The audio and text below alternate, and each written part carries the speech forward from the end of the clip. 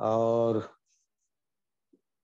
ऐसा लगा कि बहुत दिन से हम कुछ ना कुछ विषय को लेकर आगे बढ़ना चाहिए, और महामंगल सूत्र इसको हमने इस समय चुना है, और इसी पर हम हर शुक्रवार को प्रवचन माला ये रहेगी, प्रवचन श्रृंखला शुरू हो जाएगी। तो आज से हम शुरू करने वाले हैं महामंगल सूत्र। वैसा महामंगल सूत्र सभी को ज्ञात है, जितने भी धम्मचारी धम्म मित्र जितने भी है उनका कहीं ना कहीं दो एक बार तो हो ही गया है महामंगल सूत्र पर शिविर, और कुछ सहायक भी और कुछ नए भी लोग होंगे, उन्होंने भी महामंगल सूत्र के बारे में सुना ही होगा। तो ये कोई नया विषय नहीं हमारे लिए, तो भी फिर हम आज से ये रिपीट कर सकते हैं। बहुत ही अच्छा विषय है महामंगल सूत्र। ऐसा कहते हैं कि ये सूत्र बहुत से सूत्रों में से एक सूत्र है, और सभी महत्वपूर्ण सूत्र है। जैसे करणीय सूत्र है, पराभव सूत्र है, कुटदंत सूत्र है, कालाम सूत्र है, शिगालोवाद सूत्र है, ये भी सूत्र बड़े महत्वपूर्ण है। इसी प्रकार महामंगल सूत्र का भी एक अलग महत्व है। बाबा साहब ने इसको खास करके चुना था। बाबा साहब ने अपना जब वंदना पूजा पाठ पुस्तक लिखी थी उस समय, उसमें बाबा साहब ने महामंगल सूत्र को लिया है। अर्थात ये बाबा साहब भी महामंगल सूत्र को बहुत ही तवज्जो देते थे, और उन्होंने तो जिक्र भी किया है। करडक ने जब पूछा था कि शादी में क्या क्या लेना चाहिए, तो बाबा साहब ने कहा कि महामंगल सूत्र लेना चाहिए, है ना। जैसा वैसा उन्होंने कहा कि त्रिशरण पंचशील त्रिरत्न वंदना, और उसके बाद में वधू के हाथ में धागा देकर महामंगल सूत्र का पठन करना चाहिए। इस प्रकार उन्होंने लेटर लिखा था करडक को। तो इस प्रकार महामंगल सूत्र बाबा साहब को बहुत ही अच्छा था, लगता था। तो ये महामंगल सूत्र ऐसा कहते हैं कि ये जीवन जीने की कला है, क्योंकि ये खास करके विशेष करके गृहस्थ के लिए बहुत ही महत्वपूर्ण है। ऐसी बात नहीं कि गृहस्थों के लिए है, वो सभी के लिए है, चाहे वो धम्म मित्र हो, धम्मचारी हो या भिक्षु हो, सबके लिए महत्वपूर्ण है। विशेष करके जो गृहस्थी जीवन जीते हैं उनके लिए जीवन जीने की कला इसमें बहुत ही महत्वपूर्ण है। तो ये महामंगल सूत्र हम देखने वाले हैं। तो शुरुआत करते हैं महामंगल सूत्र। तो महा माने श्रेष्ठ, महा माने श्रेष्ठ, सबसे जो हम उसके ऊपर कोई डिग्री नहीं है, उसके जैसे हम गुड बेटर बेस्ट कहते हैं ना, बेस्ट, इस प्रकार महा माने सबसे श्रेष्ठ। और मंगल, मंगल माने कल्याण, मंगल माने शुभ, मंगल माने अच्छा, सबसे अच्छा। तो ये ऐसा सूत्र अर्थात बुद्ध के वचन जो आए हैं, बुद्ध के द्वारा जो वचन बुद्ध के मुख से निकले हैं, वो वचन, उपदेश, संदेश, आदेश, उसको सूत्र के रूप में हम देखते हैं। तो वह सूत्र बुद्ध के द्वारा आया हुआ उपदेश। तो इसी प्रकार महामंगल सूत्र ये उसका नाम है। तो ये जीवन के लिए कितना उपयोग में लाना है, ये इससे पता चलता है कि महामंगल सूत्र। तो मंगल शब्द इसमें आगे है। तो मंगल माने क्या होता है? तो मंगल का अर्थ होता है कल्याण होना, मंगल का अर्थ होता है शुभ, शकुन लगना, कुशल कार्य करना। तो इसको यह मंगल शब्द आया हुआ है। और ऐसा कहते हैं कि पहली गाथा जो शुरू करते कि बहुदेवा मनुष्याच मंगलानि अचिंतयु। क्या कहते हैं यहाँ? बहुदेवा मनुष्याच मंगलानि अचिंतयु, अर्थात बहुत से देव और मनुष्य ने मंगल पर विचार किया, चिंतन किया। अचिंतयु मतलब इस मंगल यानी क्या? तो इस मंगल पर बहुत से लोगों ने, देव और मनुष्य ने विचार किया, मंथन किया, चिंतन किया। मंगल, क्योंकि क्या है कि मंगल किसको कहना चाहिए ये समझ ही नहीं आता था, और इसलिए मंगल क्या है, तो उस समय भी थी बात वो, आज भी है। आज भी हम देखते हैं मंगल किसको कहते हैं, कि जैसे कि घर से निकल गए, और घर से निकल गए और बिल्ली ने अगर तुम्हारा रास्ता काट दिया, तो क्या कहता है, अरे अपशकुन हो गया, अमंगल हो गया।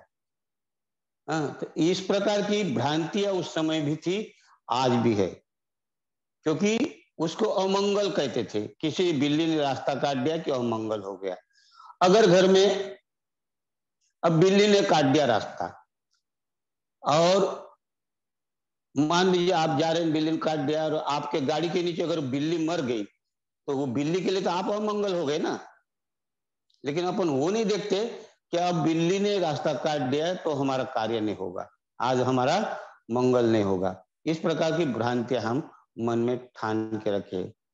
फिर कभी अगर मान लीजिए किसी को सीख आती है, क्या कहते हैं सीख, माने जो सीखना है ना, उसको अगर डॉक्टर के पास कोई कहा कि मुझे सीख आ रही है, तो डॉक्टर क्या कहता है कि आपको एलर्जी हो गई है, ये दवाई ले लो, ठीक हो जाओगे। उसको दवाई देकर एलर्जी बता देता है। लेकिन जब वो घर से तैयार होकर दवा खाने के लिए जाने के लिए निकलता है अपने हाथ में बैग लेकर, और उसी समय उनकी लड़की या उनका घर का कोई सदस्य सीख देता है, तो उसके ऊपर गुस्सा हो जाता है, बैग फेंक देता है और कहता है अभी तेरे को सीखना था, अब शकुन हो गया, अब कैसा करूंगा, कोई गड़बड़ हो गई, गड़बड़ हो जाएगा मेरे साथ। तो एक डॉक्टर उसके पास मरीज आता है तो उसको दवाई देता है, और वो डॉक्टर घर में कोई सीख जाता है तो उसको लगता है कि अपशकुन हो गया। तो इस प्रकार हमने ऐसी भ्रांतियां पाल कर रखी है मंगल और अमंगल के बारे में। मंगल नहीं हुआ, अमंगल हो गया। कोई कार्य करने के लिए से कोई अड़थड़ा आ गया तो अमंगल हो गया। जैसे आप गए घर से, कोई कोर्ट कचहरी का कार्य है, कोई बैंक का है, कोई ऑफिस का है, और उस दिन आपका काम नहीं हुआ, आप गए, आपका काम नहीं हुआ, तो आप मुंह लटका कर घर की तरफ आते हैं, और ऐसा मुंह में ऐसा हाथ देकर ऐसे बैठ जाते हैं। पत्नी कहती है क्या हुआ, अरे क्या मालूम, आज मेरा काम ही नहीं हुआ, पता नहीं किसका मुंह देख कर गया था। पत्नी कहते किसका मुंह, तुम तो मेरा ही मुंह देख कर गए थे। और सुबह किसका मुंह देखते हम, पत्नी का ही देखते या पति पत्नी का। और हम क्या कहते, दोषारोप लगाते किसका मुंह दिख कर निकला घर से, आज काम ही नहीं हुआ। इस प्रकार की हम भ्रांतियां पाल के रखी है, और इसलिए देव और मनुष्य ने बहुत इसमें चिंतन किया।